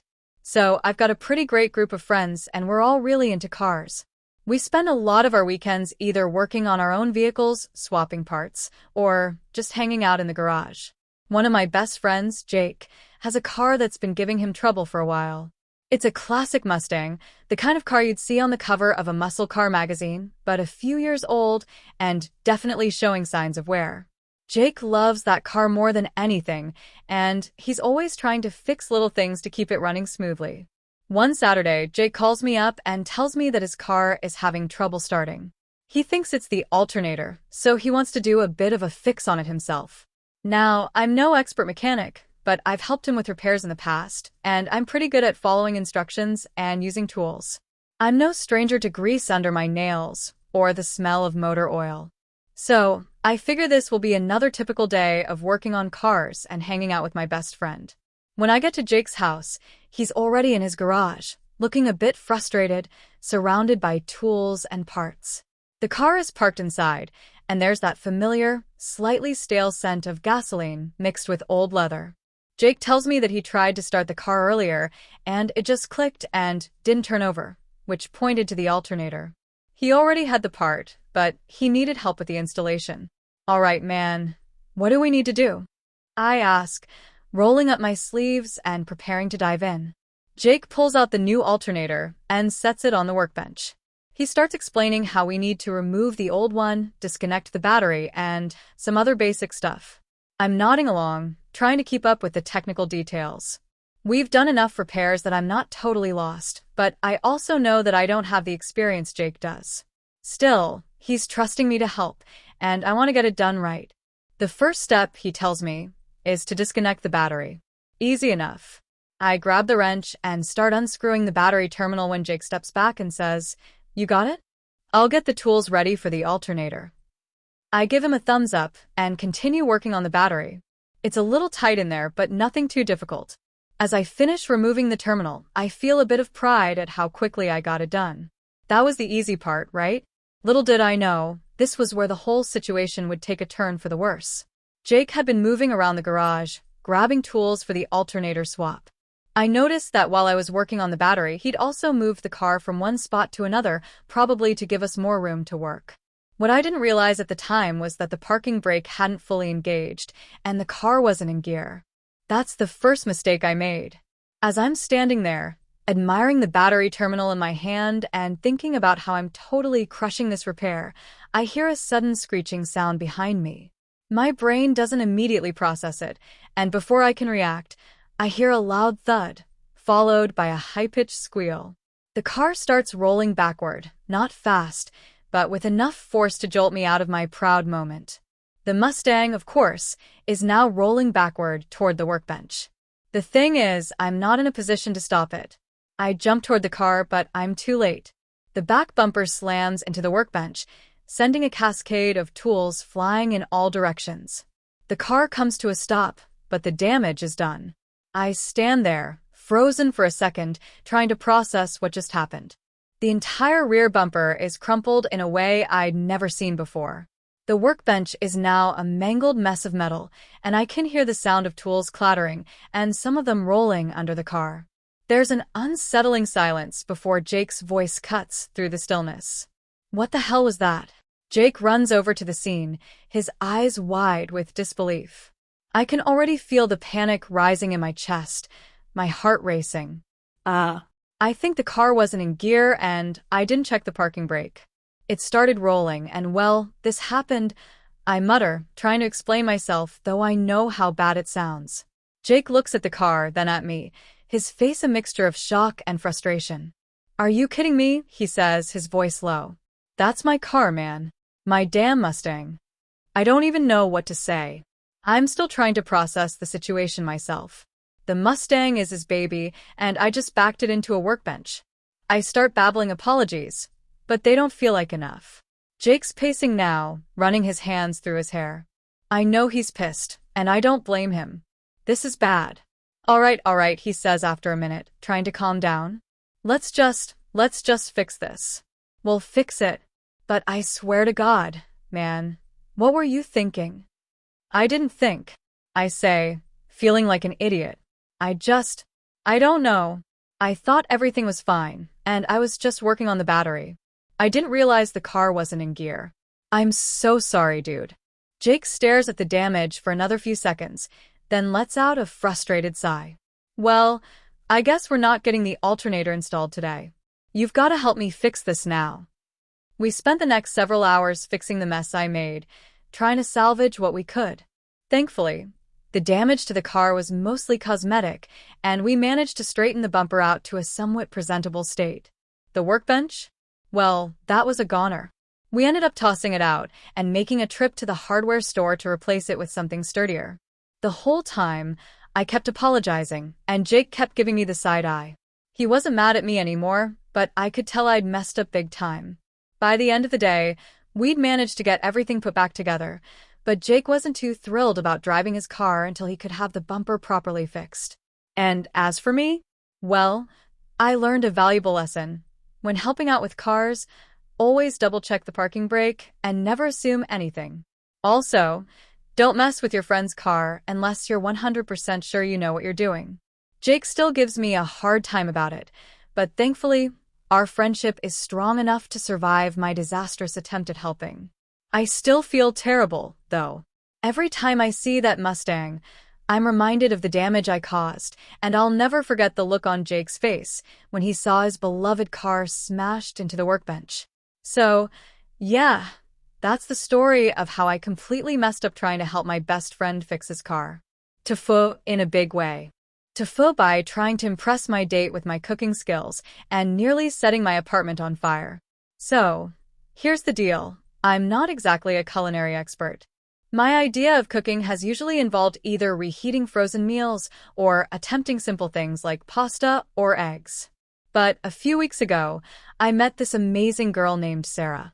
We hit it off pretty quickly, and after a few casual hangouts, we decided to take things to the next level.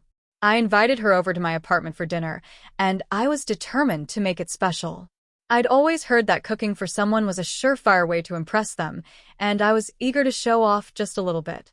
Now, here's the thing. I've never been someone to back down from a challenge. I've watched enough food videos to think I could pull off something decent. I figured I'd cook a nice, fancy 3-course meal. Nothing too complex, just a little something to show I had a bit of effort and sophistication. I went for a grilled chicken salad with homemade dressing for starters, followed by a classic beef stew, and I thought I'd top it off with a nice chocolate lava cake for dessert. Simple, right? I went all out with the ingredients. Organic chicken, fresh veggies, premium cuts of beef, and the finest chocolate I could find. I spent hours in the kitchen, feeling pretty proud of myself.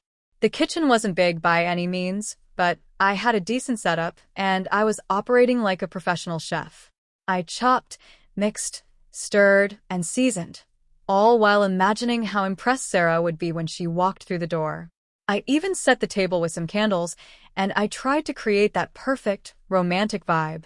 It was going to be perfect. Now, here's where things started to go south.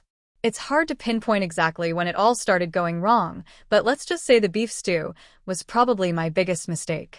The recipe called for searing the beef chunks at a high temperature before letting it simmer. But I may have gotten a little overzealous with the heat.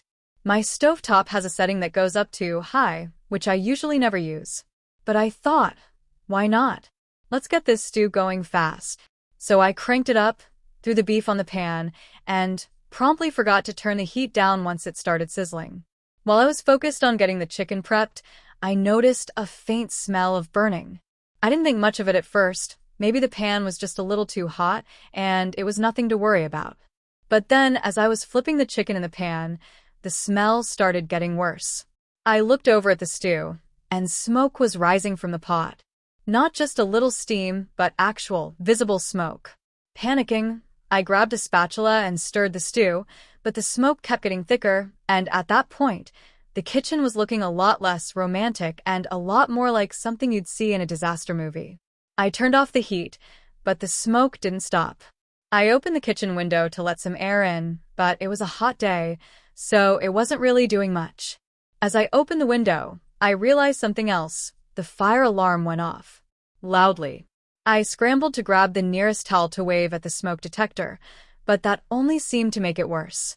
The alarm kept blaring. And as the panic set in, I looked at my kitchen, my pride and joy, and realized I might have overdone it just a tad. In a complete frenzy, I threw open all the windows in the apartment, trying to get some ventilation, but the smoke was now everywhere. I was in full panic mode. I didn't know what to do. My date was supposed to arrive any minute, and I was pretty sure I had just ruined everything. Then I remembered the candles on the table. The very same candles that I had carefully set up to make the dinner look fancy. The ones that were placed way too close to the tablecloth. You can probably guess where this is going. I didn't even need to check to know that the flames from the candles were now flickering a little too high for comfort. As soon as I saw the flicker of flame near the tablecloth, I yelled and rushed over to blow out the candles. Too late. The corner of the tablecloth had already caught fire. In a full-blown panic, I grabbed the nearest dish towel and tried to beat out the flames. I was waving it around like a madman, hoping to put out the fire before it spread. It felt like I was in a race against time. The fire was growing bigger, and my efforts seemed utterly futile. At that point, I was convinced I was about to burn down my apartment, and all I could think about was how I had completely ruined the dinner, the apartment, and my dignity in one fell swoop.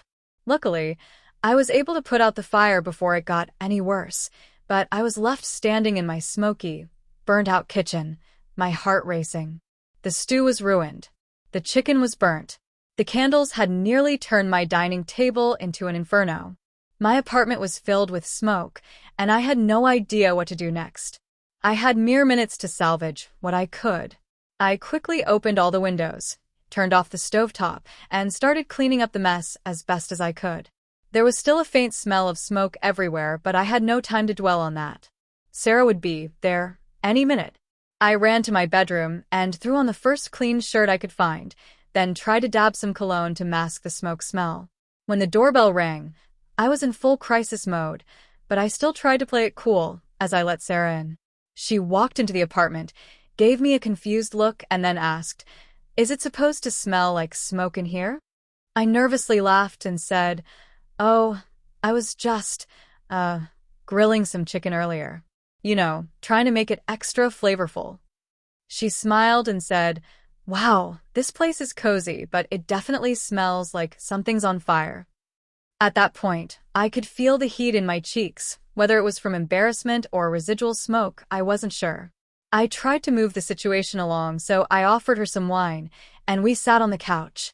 I couldn't bring myself to tell her about the disaster in the kitchen, but we ended up talking for a while. It was nice, but the whole time, I couldn't shake the feeling of failure. I was absolutely mortified by what had happened.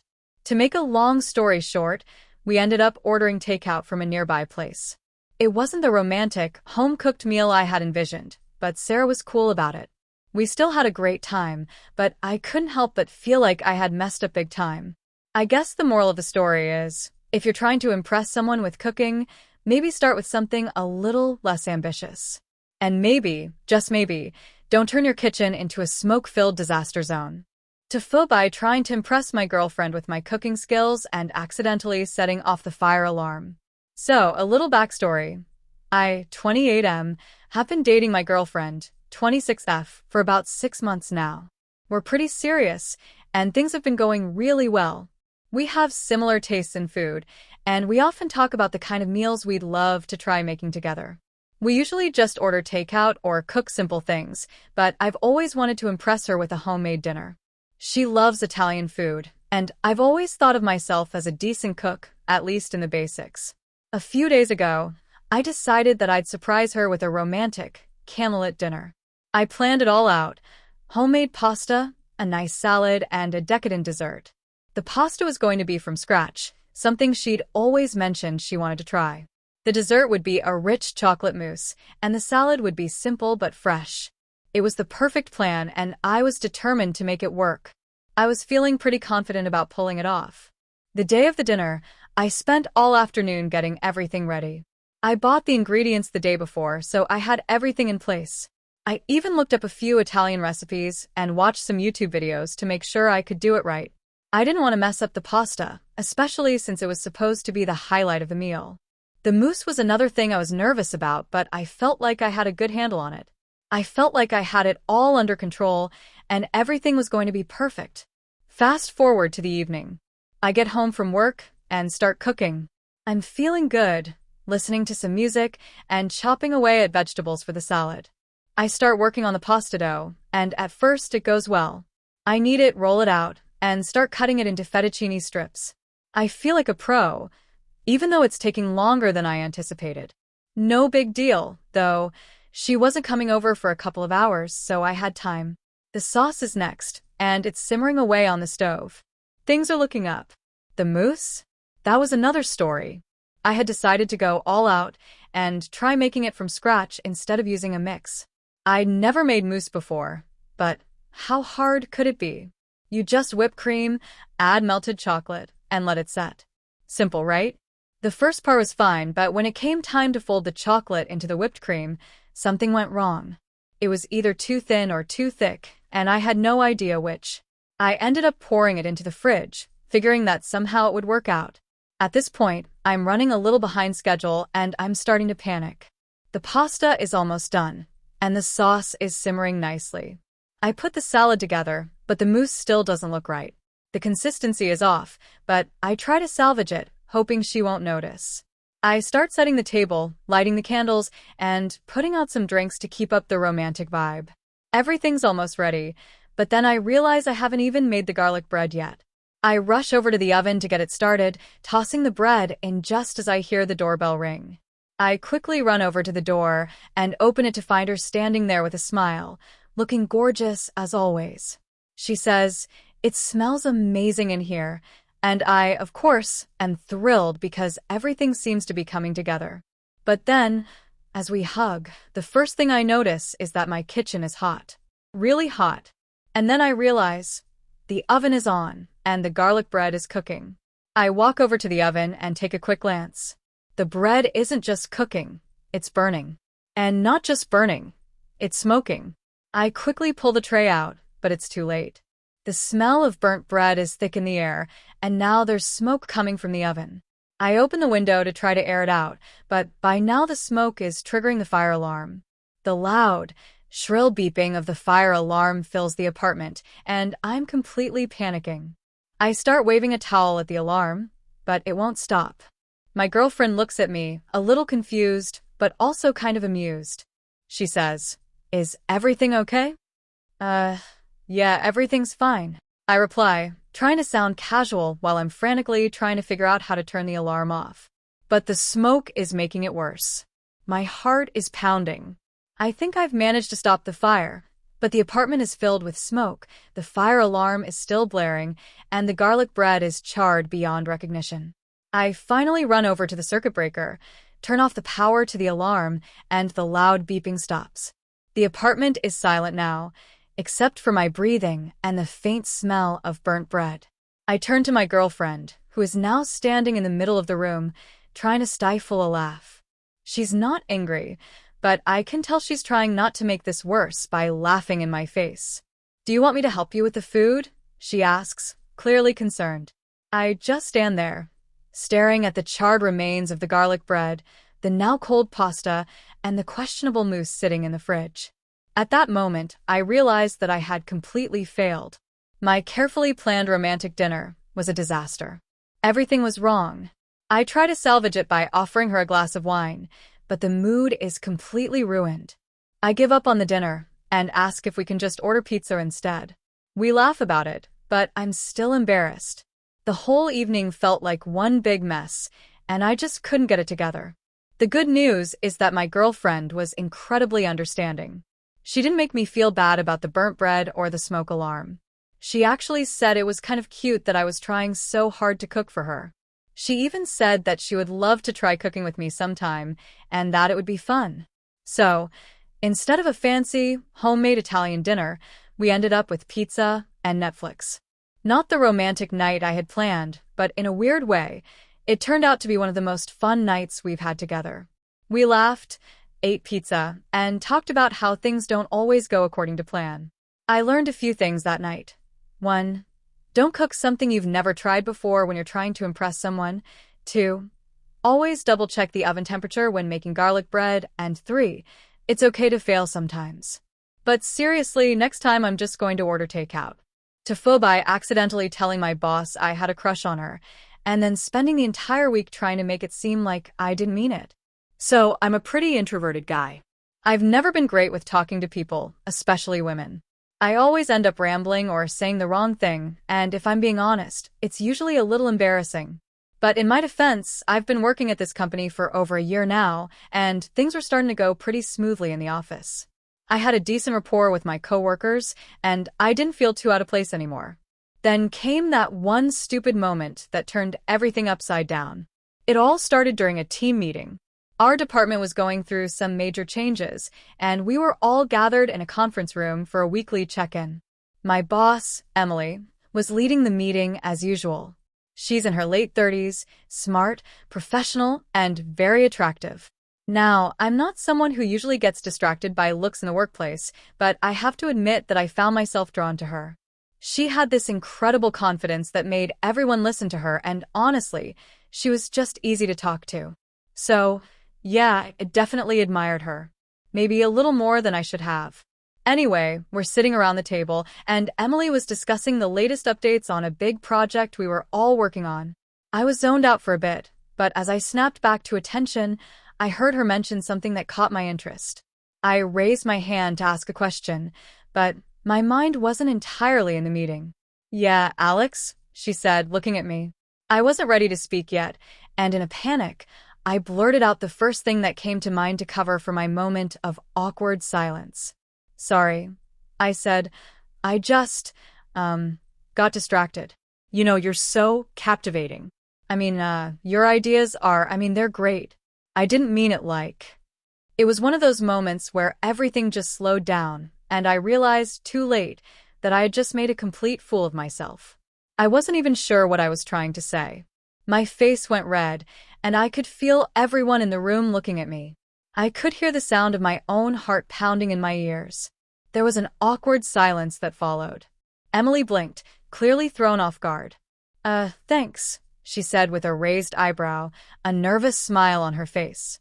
It was like she didn't know whether to laugh or just pretend that didn't happen. At this point, I was already sinking into the depths of my own self-created hell. The more I tried to recover, the worse it got. You're a great boss.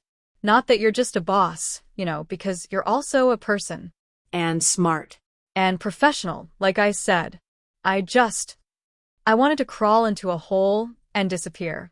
My face was burning, and I could practically hear the entire office laughing at me, even though no one was actually laughing out loud. Emily just nodded and moved on, but I could see the way her eyes briefly flickered with confusion. I didn't know if I should just leave the room or try to salvage whatever shred of dignity I had left. The rest of the meeting was a blur. I couldn't focus on anything. Every time I glanced at Emily, I could see that she was trying to keep it professional, but there was a weird energy in the air. I couldn't tell if I'd just ruined my career or if she was silently judging me for being a complete idiot. The worst part? I had to go back to my desk and work with her again. I kept replaying the scene over and over in my head, wondering if she'd think I had some weird crush on her, or if she'd tell the entire office about my embarrassing outburst. The following days were torture. Every time I saw Emily, I felt my face flush. I tried to act normal, but I could sense her giving me these weird glances. I couldn't tell if she was genuinely uncomfortable or just being polite. She wasn't treating me any differently, but there was this subtle shift in our interactions. I kept telling myself, "It's fine, just act like it didn't happen." But it was hard to shake the feeling that she was still remembering what I'd said. By the end of the week, I thought maybe I'd gotten away with it. Then came Friday afternoon. I was sitting at my desk, trying to get through the last few tasks of the week when I received an email from Emily. It was short and to the point. "Can you meet me in my office for a quick chat?" My stomach dropped. I knew I was in trouble. I walked down the hallway to her office, trying to mentally prepare for whatever was about to happen. When I walked in, Emily was sitting behind her desk, a neutral expression on her face. "Hey, Alex," she said. "I just wanted to check in with you." I stood awkwardly in front of her, unsure if I should sit down or just stand there like a nervous wreck. Sure, what's up?" She looked at me for a long second before speaking. "Look, I just want to say that what happened on Wednesday was odd. But I'm not going to make it weird if you don't. I just wanted to clarify something." I could feel my heart hammering in my chest, my palms starting to sweat. "Yeah, of course. I don't know what I was thinking. It was really dumb of me. I didn't mean to make it weird." Emily leaned back in her chair, and for a moment, I thought she was going to say something that would make me want to crawl into a hole and never leave. But instead, she just smiled slightly. No, it's okay. I get it. I've seen guys get nervous before, but I wanted to make sure you didn't feel like you had to act differently around me. I was in disbelief. Wait, you're not mad? She shook her head. No, Alex. I'm not mad. But just so you know, I'm a professional and I expect the same from my team. So, let's just leave it at that, all right? I nodded, relieved that she wasn't about to fire me or call HR, but still mortified. Yeah. Of course. Totally. After that, things slowly started to go back to normal, but I'll never forget that moment. The one where I accidentally told my boss that I thought she was captivating. The one where I spent the next week trying to convince myself that it wasn't the worst thing I'd ever done. And the one where I learned that maybe it's better to keep those thoughts to myself, especially in a professional setting. So, yeah, TIFU by accidentally telling my boss I had a crush on her, and now I'll never look her in the eye the same way again. Thank you for watching until the end. If you enjoyed this video, don't forget to like and subscribe to the channel so you won't miss new videos. Also, leave a comment. I'd love to hear your thoughts. Your support and engagement mean a lot to me. See you in the next video.